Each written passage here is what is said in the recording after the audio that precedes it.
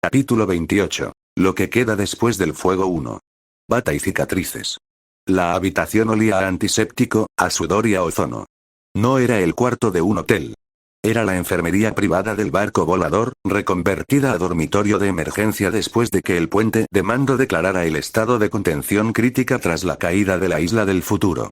Carlos estaba deshecho. Literalmente. Su factor de regeneración demoníaco estaba haciendo su trabajo, las fibras musculares rotas se estaban reconectando con un sonido húmedo y crujiente que solo él podía escuchar, las quemaduras internas de haber canalizado tanto Tai se cerraban dejando cicatrices que palidecían lentamente pero no podía con la fatiga. Era un cansancio que venía del alma, de la médula, un agotamiento que ninguna cantidad de células regenerativas podía reparar porque no era físico.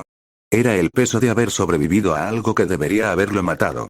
Estaba boca arriba en el futón, en ropa interior y con una bata abierta que se había deslizado de sus hombros, respirando pesado, con el pecho marcado por venas negras que palpitaban y se iban apagando lentamente como serpientes electrocutadas bajo su piel. Cada respiración era un esfuerzo, un recordatorio de que había estado a segundos de desintegrarse.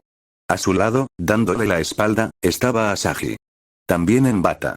Con el pelo aún húmedo de la ducha, goteando sobre la almohada, mirando la pared de metal del barco. Sus dedos jugaban con el borde de la sábana, un gesto nervioso que solo él conocía. Ambos pensaban en lo mismo, pero les dolían cosas diferentes. Habían perdido la isla del futuro. En los informes oficiales, esa isla era la promesa de un avance para la humanidad.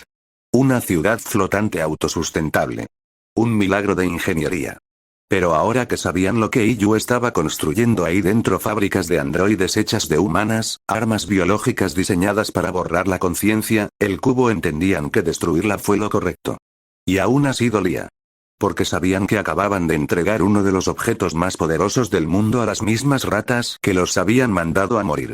La UFS ya estaba desmantelando los restos de la isla como buitres sobre un cadáver, llevándose todo lo que no estaba demasiado fundido para ser útil. Pero eso no era lo que les apretaba el pecho. Carlos, aún con el cuerpo temblando bajo el peso de su propia regeneración, se arrastró un poco y la abrazó por detrás. Su brazo rodeó su cintura con una fuerza que no tenía, un intento desesperado de anclarse a algo real. Hundió la nariz en su nuca, inhalando el olor a jabón barato y a ella. Asahi dio un suspiro largo, de derrota. No se apartó. ¿Te preocupa algo, amor? Le susurró él, la voz ronca, apenas un hilo de aire. Solo le decía así en privado. Solo cuando las puertas estaban cerradas y no era la líder Taimanin, sino Asahi. Solo cuando el mundo no los miraba y podía permitirse ser vulnerable. Ella no se soltó. Dejó que él le diera esos besitos cortos en el hombro, no con intención, sino como ancla. Como diciéndole: sigo aquí, no me he ido, no te he dejado. Sus labios rozaban la piel húmeda de su hombro, y cada contacto era un recordatorio de que ambos seguían vivos. Kosuke fue demasiado imprudente, dijo al fin, con la voz ronca por el llanto contenido. Perdimos uno de los artefactos más fuertes, sí, pero él pudo haber muerto. Quedamos en no hablar de mi difunto prometido en esto, pero casi lo pierdo. Prometí cuidarlo y casi se me muere por esta misión de mierda. Sus dedos se enredaron en la sábana, blanqueando los nudillos. La imagen de su hijo en el centro de la explosión, envuelto en fuego y metal fundido, seguía grabada en sus retinas. Había visto a Kosuke hacer cosas imposibles, pero verlo enfrentarse a Hiyu, verlo decidido a morir antes que rendirse, había destrozado algo dentro de ella. Carlos apretó su mano, entrelazando sus dedos con los de ella. Ella lo sabía. No era tonta. Sabía que Kosuke estaba construyendo esa armadura porque era un mala sangre. El nombre le repugnaba, pero era la verdad. Él no tenía suficientes partículas Taima. Era más humano que Taimanin. Todo lo contrario a ellos dos, que tenían esas células en exceso y por eso podían regenerarse de cosas que matarían a cualquier otro. Kosuke no tenía ese lujo. Cada cicatriz que su hijo ganaba era permanente. Cada herida era definitiva. Sé que no lo voy a poder detener, continuó Asahi, su voz quebrada. Sé que, después de perder a su amiga, va a querer hacer más cosas. Va a querer vengarse, va a querer construir más, va a querer demostrar que puede proteger a todos. Simplemente no puedo detenerlo como no pude detener a Sakura en su momento. Ahí estaba. Su culpa más vieja. Ella se había asegurado de sobreproteger a su hermana. Nunca la dejó entrenar como una Taimanin de verdad. La mantuvo en una burbuja, convencida de que mientras Sakura estuviera lejos del peligro, estaría a salvo. Y por eso, cuando la atacaron, no supo defenderse. No la tocaron, pero la quemaron viva. La salvaron, la reconstruyeron con tecnología que apenas entendían, pero Asahi sabía que las secuelas nunca se fueron de Sakura. Las pesadillas. El miedo a las llamas. La forma en que su hermana se sobresaltaba con cualquier chispa. Y ahora temía repetir el mismo error con su hijo. Sobreprometerlo, encerrarlo en una jaula de oro, y que al final, cuando el peligro llegara, no estuviera preparado. Carlos dejó de besarla y simplemente apoyó su frente en su hombro, escuchándola. Su aliento caliente contra su piel era el único sonido en la habitación, aparte del zumbido constante de los motores del barco. Lo sé, ese chico tiene más voluntad que yo, confesó él, la voz cargada de una honestidad que rara vez mostraba. Ella se giró un poco, sorprendida. Carlos nunca hablaba de su pasado. Nunca mencionaba a Beatriz. Nunca hablaba de los meses oscuros. Cuando yo perdí a Beatriz, mi ex prometida, dijo, y el nombre salió de sus labios como un suspiro, como si todavía le doliera pronunciarlo. Caí en depresión y no pude levantarme por meses. Hice cosas de las que me arrepiento. Cosas que no puedo deshacer. Pero él es mucho más fuerte que yo. Cuando perdió a su amiga, no se derrumbó. Se levantó. Se puso a trabajar. Deberías confiar un poco más en él. Ambos sabemos que es fuerte. Le estaba regresando el favor. Recordándole que ella no era la única que había perdido a alguien a quien amaba. Que él también entendía ese peso. Que él también había mirado al abismo y había decidido no saltar. Asahi no dijo nada. Se dio la vuelta por completo, lo miró a los ojos, esos ojos rojos que ahora estaban opacos por el cansancio, con sombras profundas debajo que ni su regeneración podía borrar, y lo besó. Un beso al principio desesperado, luego suave. Un beso que no buscaba nada más que asegurarse de que el otro seguía vivo. Sus labios se encontraron con una urgencia que no era pasión, era supervivencia. Era la necesidad de confirmar que el calor que sentían era real, que no estaban soñando esta tregua frágil entre una misión fallida y la siguiente. Sus manos bajaron. La bata de él se deslizó un poco más, revelando las marcas negras que aún recorrían su torso como un mapa de tormentas. El beso se hizo más profundo, más necesitado. No era lujuria, era necesidad de calor humano después de tanta muerte y metal quemado. La luz de emergencia del cuarto parpadeó una vez y se apagó sola, dejándolos en la oscuridad del barco, en el silencio de dos personas que habían sobrevivido a lo imposible y no sabían cómo procesarlo. Asahi rompió el beso y apoyó su frente contra la de él. Te quiero, susurró, y eran palabras que no decía a menudo, que guardaba para los momentos en que el mundo se desmoronaba. No sé qué haría si te perdiera también. Carlos cerró los ojos y la abrazó con más fuerza, enterrando su rostro en su cabello. No me voy a ir, prometió, y era una promesa que sabía que no podía garantizar, pero que necesitaba hacer de todos modos. No mientras tú estés aquí. Se quedaron así, abrazados en la oscuridad, escuchando los latidos del otro, dejando que el cansancio los arrastrara lentamente hacia el sueño. Dos guerreros que habían visto demasiado, que habían perdido demasiado, y que solo tenían el uno al otro para recordarles que todavía había algo por lo que luchar. 2. El botín de la UFS. En la base de operaciones de la UFS, nadie sabía si celebrar o preocuparse. El hangar principal era un hervidero de actividad. Técnicos con trajes NBQ corrían de un lado a otro, asegurando contenedores, etiquetando muestras, registrando cada fragmento de tecnología recuperada. Las luces fluorescentes zumbaban sobre el caos organizado, iluminando el botín de guerra que habían extraído de las ruinas humeantes de la isla del futuro. Por un lado, tenían una isla entera de tecnología demoníaca. Por otro, habían limpiado una de las zonas más peligrosas del Pacífico sin perder un solo soldado propio. Todo gracias a las Taimanin. Todo gracias a ese grupo de guerreras que habían hecho el trabajo sucio mientras ellos observaban desde una distancia segura. Miranda Mirage observaba la situación con su cigarro a medio consumir, el humo azulado enroscándose alrededor de su rostro como una serpiente perezosa. Llevaba el uniforme impecable, como siempre, pero había algo en sus ojos que delataba una tensión que rara vez mostraba. Había visto los informes. Sabía lo que había perdido. Frente a ella, en una hilera de cápsulas de contención amarillas, estaban sus infiltradas. Las agentes que no habían reportado en meses. Las mujeres que había enviado a la isla del futuro con la esperanza de obtener información, de encontrar una ventaja. Ya no eran ellas. Hiyu las había transformado por completo. Saber androides. Cuerpos humanos vaciados y reconstruidos con fibra óptica y metal líquido, como si alguien hubiera tomado un ser humano y lo hubiera rellenado con tecnología. Parecían muñecas de porcelana rotas, con los ojos abiertos pero sin luz, la piel pálida y cerosa bajo la luz artificial. Sus cuerpos estaban intactos, perfectos, pero sus mentes habían sido borradas como un disco duro formateado. Miranda dio una calada a su cigarro y exhaló lentamente. No tenía el cubo negro. Asahi se había asegurado de que ningún equipo de la UTS se acercara al pedestal central antes de que la isla cayera.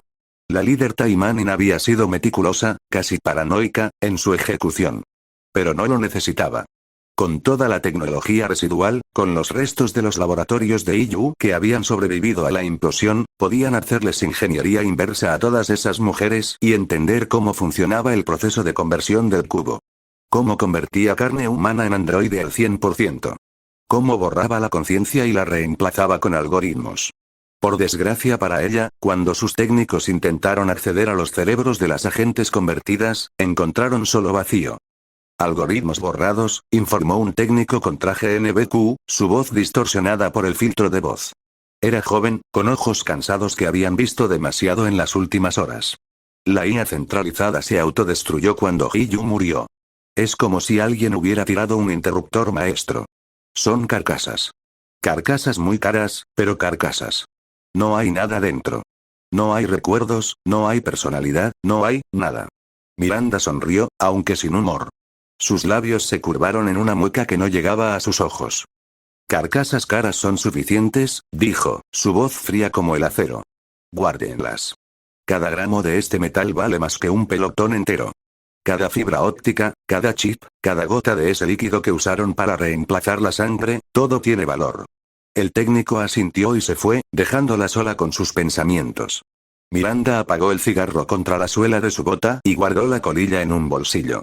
No dejaba rastros. Nunca dejaba rastros. Mientras caminaba entre las cápsulas, pasó junto a una de las agentes convertidas. La reconocía. Había sido una de sus mejores infiltradas. Leal, competente, con una habilidad para mentir que era casi artística.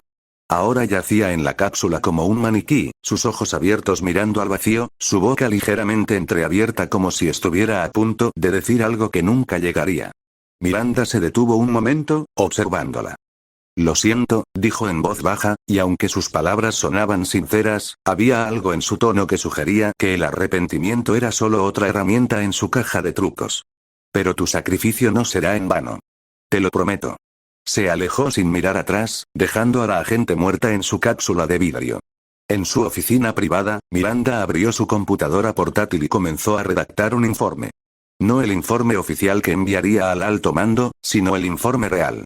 El que guardaría en sus archivos personales, el que usaría para planificar sus próximos movimientos. Tenía suficiente tecnología para comenzar su propio proyecto. No necesitaba el cubo. No necesitaba a Hiyu. Lo que necesitaba era tiempo, recursos y la capacidad de trabajar sin supervisión. Y tenía todo eso. Sonrió para sí misma mientras escribía.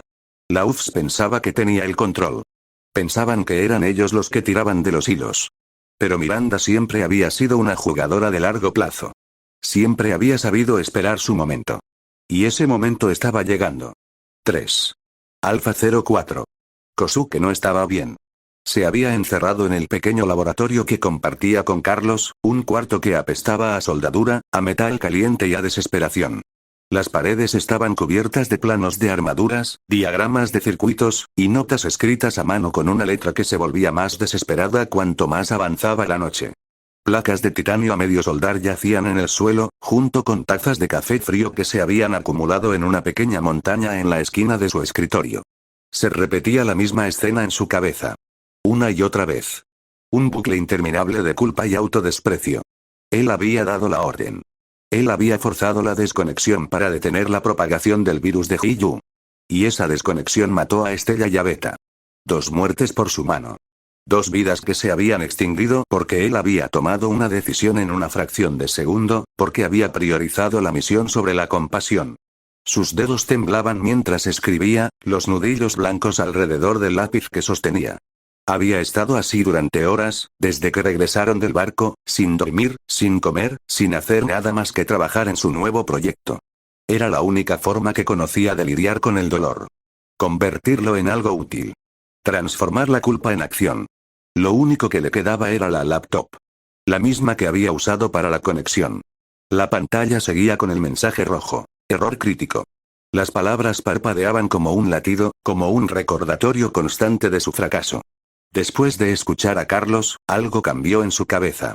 No era perdonarse. No era aceptar lo que había hecho. Era no desperdiciar. No dejar que la muerte de sus amigas fuera en vano. Si no podía traerlas de vuelta, al menos podía honrar su memoria. Podía asegurarse de que lo que habían construido juntos no desapareciera con ellas. Se levantó, caminó hacia la camilla donde los ingenieros de la UTS habían dejado lo que pudieron recuperar de Beta. Era casi una muñeca rota. Sin mitad del pelo, sin una pierna, sin un brazo, con los circuitos expuestos chisporroteando débilmente. Su rostro estaba intacto, sin embargo, y por un momento Kosuke casi pudo imaginar que solo estaba durmiendo. No podía reconstruirla. No tenía esa tecnología. No tenía los recursos ni el conocimiento para devolverle la vida. Pero podía hacer otra cosa. Respiró hondo, se sirvió el último sorbo de café negro, estaba frío y amargo, pero lo bebió igual y abrió el disco duro de la laptop. Ahí estaban los respaldos fragmentados. Líneas de código. Patrones de comportamiento. La risa de Estella, capturada en archivos de audio que había guardado sin saber por qué. La forma en que Beta le corregía los cálculos, su voz electrónica y precisa.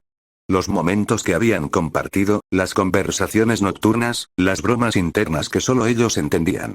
Recuperó todo lo que pudo y lo empezó a compilar. No como una IA. Como una guía de combate.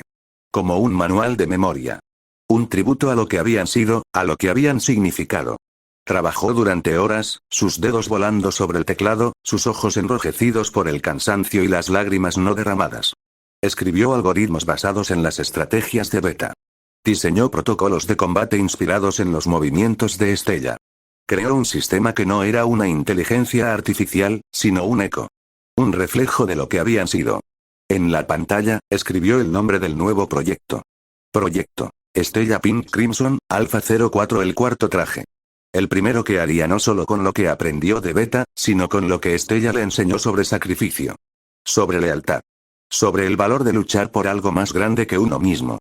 Se quedó mirando la pantalla durante un largo momento, los dedos suspendidos sobre el teclado. No los olvidaré, susurró, y su voz resonó en el silencio del laboratorio. Ninguno de ustedes. Lo prometo. Esta noche iba a ser muy larga. Pero no le importaba. Tenía trabajo que hacer. Tenía un legado que honrar. Y no iba a descansar hasta que estuviera hecho. Afuera, la noche se extendía sobre el océano, oscura y silenciosa. Pero en el pequeño laboratorio, la luz de la pantalla iluminaba el rostro de un joven que había decidido que el dolor no lo consumiría. Que había decidido construir en lugar de destruir. Era lo único que podía hacer. Era lo único que sabía hacer. Y estaba bien.